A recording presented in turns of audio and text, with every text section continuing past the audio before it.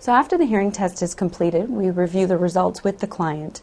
This is what we call an audiogram, and here we have the results for the right ear and the left ear separated. These are the results for the right ear, those are the results for the left ear.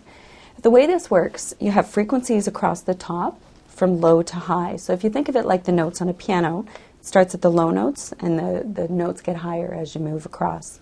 As you go from the top down to the bottom, sound goes from very quiet and gradually gets louder as you move down.